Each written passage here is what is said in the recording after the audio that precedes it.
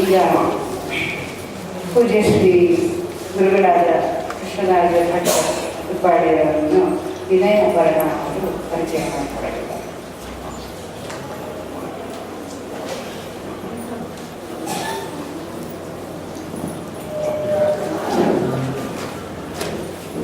ಆಚಾರ್ಯರಿಗೆ ಬಂದಿರ್ತಾ ಎಲ್ಲ ಭಕ್ತಾದಿಗಳಲ್ಲಿ ಹಾಗೂ ದೇಶದ ಬಗ್ಗೆ ಒಳ್ಳೆ ಚಿಂತನೆ ಇಟ್ಟುಕೊಂಡವರನ್ನ ಸ್ವಾಗತಿಸುತ್ತಾ ವಿದ್ವಾನ್ ಕೃಷ್ಣರಾಜ ಉಪ್ಪಾಡಿ ಇವರ ನನಗೆ ತಿಳಿದಿರುವ ಪರಿಚಯ ಮಾಡ್ತೇನೆ. ಯಾಕಂತಂದ್ರೆ ನಾನು ಅದ್ರ ಬಗ್ಗೆ ಏನು ರೆಡಿಯಾಗಿರಲಿಲ್ಲ. ಅವರು ದೊಡ್ಡ ಮತ್ತು ಒಕ್ಕೂಟದಲ್ಲಿ ನಮಗೆ ನಿತ್ಯವಾಗಿ ನಾವು ಪೂಜೆ ಮಾಡುವ ವಿಧಾನ ಇರಬಹುದು ಅಥವಾ ಜಪ ಮಾಡುವ ವಿಧಾನ ಇರಬಹುದು ಅದನ್ನು ಹೇಳಿಕೊಂಡು ಅವರು ನನ್ನ ಗುರುಗಳ ರೀತಿಯಲ್ಲಿ ಬಂದವರಿಂದ ನಾನು ಅವರನ್ನು ಗುರುಗಳಂತಾನೆ ಸಂಬೋಧಿಸುತ್ತೇನೆ.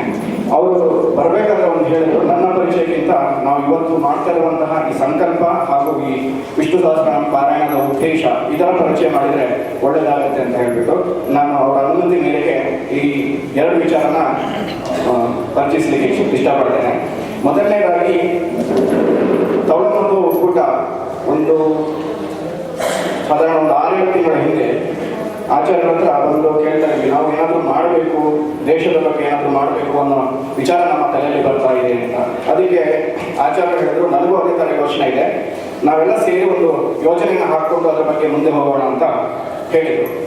ಅದಕ್ಕೂ ಮೊದಲು ತವಳ ಮತ್ತು ಒಕ್ಕೂಟ ನಾವು ಉಡುಪಿಯಲ್ಲಿ ತೌಲವ ಅಂದರೆ ತುಳು ಮಾತಾಡುವಂತಹ ಮಾಧ್ವ ಎಲ್ಲರೂ ಸೇರಿ ಬೆಂಗಳೂರಿನಲ್ಲಿ ಒಂದಾಗಿ ನಮ್ಮ ಸಂಪ್ರದಾಯ ಮಾಧ್ವರ ನಮಗೆ ಕೊಟ್ಟಿರುವಂತಹ ಯಾವುದೇ ಉಪದೇಶ ಇರಬಹುದು ಅಥವಾ ಅವರ ಸಂಸ್ಕೃತಿ ಇರಬಹುದು ಅಥವಾ ಅವರ ಬಗ್ಗೆ ಇರುವ ಮಾಹಿತಿಗಳು ಗ್ರಂಥಗಳ ಪಾರಾಯಣ ಇರಬಹುದು, ಪೂಜೆ ಮಾಡುವ ವಿಧಾನ ಇರಬಹುದು, ಜಪ ಮಾಡುವ ವಿಧಾನ ಇರಬಹುದು, ಅದನ್ನೆಲ್ಲ ಕಲಿತು ನಾವು ಮಾಧ್ವರ ಹೇಳಿಕೊಟ್ಟಂತಹ ದಾರಿನಲ್ಲಿ ಸಾಗಬೇಕು ಅನ್ನೋ ಉದ್ದೇಶದಿಂದ ಬಂದಿರತಕ್ಕಂಥ ಒಕ್ಕೂಟ. ಸಾಧಾರಣ ಒಂದು 5.5 ವರ್ಷದಿಂದ ನಾವು ಬೆಂಗಳೂರಿನಲ್ಲಿ ಹೆಚ್ಚಾಗಿ ಇದೇ ತರಹದ ಕಾರ್ಯಕ್ರಮಗಳನ್ನೇ, ಧಾರ್ಮಿಕ ಕಾರ್ಯಕ್ರಮಗಳನ್ನೇ ಹಾಕಿಕೊಳ್ತಾ ಇದ್ದೇವೆ.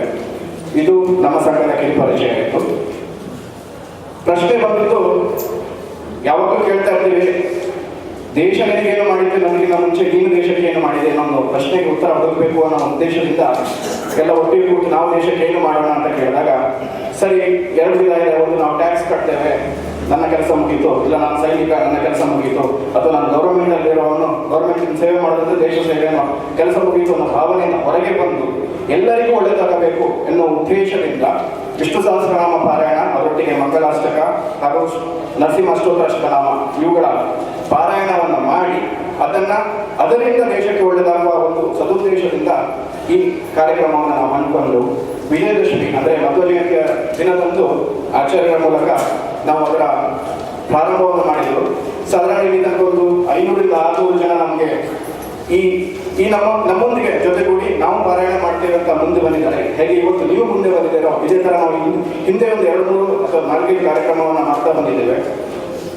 ಇದರಲ್ಲಿ ಏನಾಗುತ್ತೆ ಅಂತ ಹೇಳಿದ್ರೆ, ನಾವು ವಿಷ್ಣು ಸಹಸ್ರನಾಮ, ನರಸಿಂಹಾಷ್ಟೋತ್ತರ, ಮಂಗಲಾಷ್ಟಕ ಮತ್ತೆ ಅದ್ವಾಂಶ ಸ್ತೋತ್ರ ಅದರದ್ದೆಲ್ಲ ಬಗ್ಗೆ ಆಚಾರ್ಯರು ವಿವರಣೆ ಕೊಡ್ತಾರೆ. ಎಷ್ಟು ಹೇಳಬೇಕು, ಹೇಗೆ ಹೇಳಬೇಕು, ಯಾವಾಗ ಹೇಳಬೇಕು, ಯಾವಾಗ ಹೇಳಿದ್ರೆ ಒಳ್ಳೆಯದು, ಎಷ್ಟು ಸತಿ ಹೇಳಿದ್ರೆ ಒಳ್ಳೆಯದು ಅನ್ನೋದ್ರ ಬಗ್ಗೆ ಮಾಹಿತಿನ ಸ್ವಲ್ಪ ಪ್ರಮಾಣದಲ್ಲಿ ಕೊಡ್ತಾರೆ. ಹಾಗೆ ಏನಾದರೂ ನಿಮಗೆ ಅದರಲ್ಲಿ ಇನ್ನೂ ಡೌಟ್ಸ್ಗಳಿದ್ರೆ ನನ್ನನ್ನು ಅಥವಾ ಯಾರನ್ನ ಕಾಂಟ್ಯಾಕ್ಟ್ ಮಾಡಿದ್ರೆ ನಾವು ಅದರ ವಿವರಣೆಯನ್ನು ಕೊಡ್ತೇವೆ.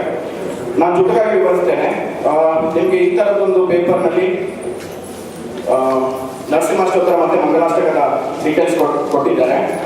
ಹಾಗೆ ಇನ್ನೊಂದು ಟ್ರ್ಯಾಕರ್ ಅಂತ ಇನ್ನೊಂದು ಚೀಟಿ ಕೊಟ್ಟಲಾಗಿದೆ. ಅದರ ಹಿಂದ್ಗಡೆ ನಿಮಗೆ ನಂಬರ್ಸ್ ಬರ್ಬಿಟ್ಟು ಕಾಲಮ್ಸ್ ಕೊಟ್ಟಿದ್ದಾರೆ. ಹೆಚ್ಚಿನವರಿಗೆ ಕನ್ಫ್ಯೂಷನ್ ಇರ್ಬೋದು ಏನು ಅಂತ. ಅದರಲ್ಲಿ ಏನಿರುತ್ತೆ ಅಂತ ಹೇಳಿದ್ರೆ, ನೀವು ಎಷ್ಟು ಬಾರಿ ಪಾರಾಯಣ ಮಾಡಿದ್ದೀರಿ,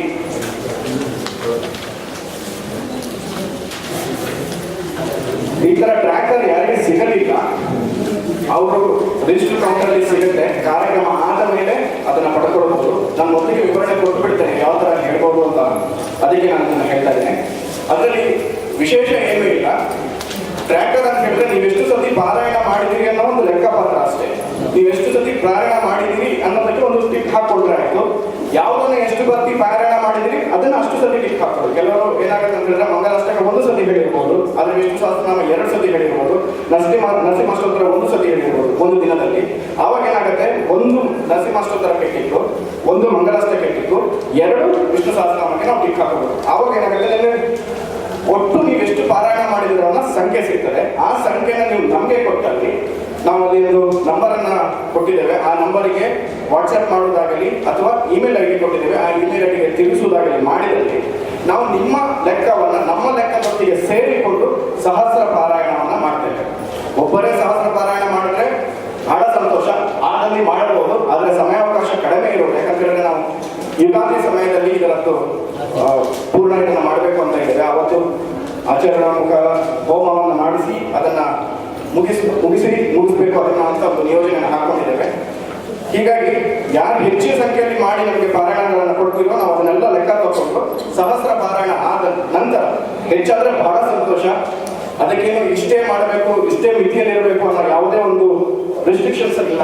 ನೀವು ಒಂದ್ಸತಿ ಹೇಳಲ್ಲ, ನಾನು 4 ಸತಿ ಹೇಳ್ತೀನಿ ಅಂದ್ರೆ ಬಹಳ ಸಂತೋಷ. ಯಾಕಂದ್ರೆ 4 ಸತಿ ಹೇಳೋದ್ರಿಂದ ನಿಮ್ಗೊಬ್ಬರಿಗೆ ಒಳ್ಳೇದಾಗಲ್ಲ, ದೇಶಕ್ಕೆ ಒಳ್ಳೇದಾಗತ್ತೆ. ಆ ದೇವರು ಅದು ನೋಡ್ತಾ ಇರ್ತಾರ ಒಂದು ಸದುದ್ದೇಶದಿಂದ ಇದನ್ನ ಮಾಡಿರುವಂತದ್ದು. ಹೀಗಾಗಿ ಇದಕ್ಕೆ ಎಷ್ಟು ಸತಿ ಮಾಡೋದಕ್ಕೆ ಸಹ ಲಿಮಿಟ್ ಇಲ್ಲ. ಒಂದೇ ಸತಿ ಹೇಳ್ಬೇಕು ಅನ್ನೋದು ಇಲ್ಲ, 2 ಸತಿ ಹೇಳ್ಬೋದು. ಇವತ್ತಾಗಲಿಲ್ಲ ಅಂತ ನಾಳೆನೂ ಎಕ್ಸ್ಟ್ರಾ ಹೇಳ್ತೀನಿ ಅಂದ್ರೆ ಪರವಾಗಿಲ್ಲ. ಆದ್ರೆ ಎಲ್ಲ ಲಾಸ್ಟಿಗೆ ಹೇಳ್ತೀನಿ ಅಂತ ಮಾತ್ರ ಮಾಡ್ಕೊಳ್ಬೇಡಿ. ನಮ್ಗೆ ನೀವು ಖಂಡಿತ ಮಾಡ್ತೀರಾ ಅಂತಂದ್ರೆ ನಮಗೆ ಮೊದಲೇ ತಿಳಿಸಿ. ಯಾಕಂದ್ರೆ ನಿಮ್ಮ ಹೆಸರಿನಲ್ಲಿ ನಾವು ನೋಂದಣಿ ಮಾಡ್ಕೊಂಡ್ಬಿಡ್ತೇವೆ.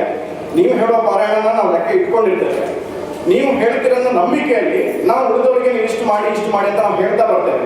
ನೀವು ಮಾಡೋದ್ರಲ್ಲಿ ತಪ್ಪಿದಲ್ಲಿ ನಿಮ್ಮ ಪಾಲನೆ ಇನ್ನೊಬ್ರು ಮಾಡಬೇಕಾಗಿ ಬರುತ್ತದೆ. ಆವಾಗ ಲಾಸ್ಟ್ ದಿನದಲ್ಲಿ ನಾವು ಎಲ್ಲರೂ ಓಡಾಡೋದು ಬೇಡ ಅಂತ ಒಂದು ಉದ್ದೇಶದಿಂದ ಇವತ್ತಿಂದಲೇ ಪಾರಾಯಣ ಮಾಡೋಣ. ಎಷ್ಟು ಮಾಡ್ತೀರೋ ಅಷ್ಟನ್ನ ಕಳಿಸಿ. ನಿಮ್ಮ ಹತ್ರ ತುಂಬಾ ಜನನು ಮಾಡ್ತಾರೆ.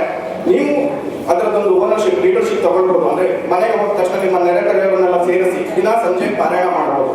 ಅಥವಾ ಫ್ಲಾಟ್ಸ್ ಆಗಿದ್ದೀರಾ ಅಂತಂದ್ರೆ ಎಲ್ಲ ಫ್ಲಾಟ್ನವ್ರನ್ನ ಕರೆದುಬಿಟ್ಟು ಒಂದು ಪಾರಾಯಣ ಮಾಡಬಹುದು. ದಿನ ಆಗೋದಿಲ್ವಾ, ವಾರದಲ್ಲಿ ಒಂದ್ಸತಿ ಆದ್ರೂ ಎಲ್ಲ ಸೇರಿಸಿ, ಎಲ್ಲರೂ ಜನ ಸೇರಿಸಿ ಮಾಡಿ. ನೀವು ಹೇಳಿರುವ ಪಾರಾಯಣ ಒಂದು ನಿಮ್ಮ ಲೆಕ್ಕ, ಪಕ್ಕದವರು ಹೇಳಿದ್ದು ಅವರು ರಿಜಿಸ್ಟರ್ ಮಾಡಿದ್ರೆ ಅವರ ಲೆಕ್ಕ. ಅವ್ರು ರಿಜಿಸ್ಟರ್ ಮಾಡಿಲ್ಲ, ನೀವೇ ಅವರಿಗೆ ಮುಖ್ಯ ಅಂತ ಆದ್ರೆ ನೀವು ಅವರದ್ದು ಸಂಖ್ಯೆನ ತಗೊಂಡು ನೀವು ನಮಗೆ ಕಳಿಸ್ಬೋದು. ಅಂದ್ರೆ ನೀವು ಹೇಳಿದ್ದು ನಿಮ್ಮ ಪಕ್ಕದವರು ಹೇಳಿದ್ದು ಸೇರಿ 2 ಆಯ್ತು, 2 ಅಂತ ನಮಗೆ ಕೊಟ್ಟಲಿಕ್ಕೆ ಅಂತ. ಇದು ದಿನ ಕೊಡೋದು ಬೇಡ, ತಿಂಗಳ ಕೊನೆಯಲ್ಲಿ ನಮಗೆ ಅಪ್ಡೇಟ್ ಮಾಡಿದ್ರೆ ನಾವು ಕೂತ್ಕೊಳ್ಳೋದನ್ನ ಕಂಪ್ಲೀಟ್ ಆಗಿ ಅಪ್ಡೇಟ್ ಮಾಡ್ಕೊಡ್ತೀವಿ. ಇದು ನಮ್ಮ ಈ ಟ್ರ್ಯಾಕರ್ನ ಯೂಸ್ ಮಾಡೋ ಬಗ್ಗೆ ಹೇಳಿದ್ದೇನೆ. ಇನ್ನು ಇದರಲ್ಲಿ ಇದೇ ತರ ನಾವು ಬೇರೆ ಬೇರೆ ಸ್ಥಳಗಳಿಗೆ ಹೋಗಿ ಅದರ ಬಗ್ಗೆ ಪಾರಾಯಣಗಳನ್ನು ಮಾಡ್ತಾ ಇರ್ತೇವೆ. ಆ ಸಂದರ್ಭದಲ್ಲಿ ಆಚಾರ್ಯ ನಮಗೆ ವಿಷ್ಣು ಸಹಸ್ರನಾಮದಲ್ಲಿ ಬರುವಂತಹ ಪ್ರತಿಯೊಂದು ಪದದ ಅರ್ಥ, ಅಂದ್ರೆ ಸಹಸ್ರ ಪದದಲ್ಲಿ ಒಂದೊಂದು ಅರ್ಥ ಹೇಳ್ತಾರೆ. ವಿಶ್ವಂ ಅಂದ್ರೆ ಏನು, ವಶಕಾರ ಅಂದ್ರೆ ಏನು ಅಂತ ಹೇಳ್ತಾರೆ. ಇಲ್ಲಿ ಹೇಳಿಕೊಂಡು ಬಂದಿದ್ದಾರೆ, ಮುಂದೆ ಸಹ ಹೇಳ್ತಾರೆ. ಅದನ್ನ ಇವಾಗ ಅವರು ವಾಟ್ಸಪ್ ಅಲ್ಲಿ ಏನ್ ಮಾಡಿದ್ದಾರೆ ಅಂತಂದ್ರೆ ಆಡಿಯೋ ರೆಕಾರ್ಡಿಂಗ್ ಮಾಡಿಬಿಟ್ಟು ದಿನಕ್ಕೆ 1 ಶ್ಲೋಕನ ಹೇಳ್ತಾ ಇದ್ದಾರೆ. ಅದನ್ನ ನಾವು ಆಲ್ರೆಡಿ ಕಳಿಸ್ತಾ ಇದ್ದೇವೆ. ಈಗ ರಿಜಿಸ್ಟರ್ ಆಗೋವರಿಗೆ ಇನ್ನು ಮುಂದೆ ಕಳಿಸ್ಬೋದು, ಅಥವಾ ಅವ್ರಿಗೆ ಹಿಂದಿನದು ಬೇಕಿದೆ ಅಂತ ಸಿಗ್ತದೆ, ಅದನ್ನ ನಾವು ತಿರ್ಗಾ ಕಳಿಸ್ತೇವೆ. ಇದೊಂದು ಇಲ್ಲಿ ತನಕ ನಾನು ಇದರ ಸಂಕಲ್ಪ ಹೇಗೆ ಮಾಡೋದು ಅದರ ಡೀಟೇಲ್ಸ್ ಅನ್ನ ಆಚಾರ್ಯರು ಹೇಳ್ತಾರೆ. ಯಾಕೆ ಮಾಡ್ತಾ ಇದ್ದೇವೆ ಅನ್ನೋ ಉದ್ದೇಶನ ನಾವು ಹೇಳಿದ್ದೇವೆ.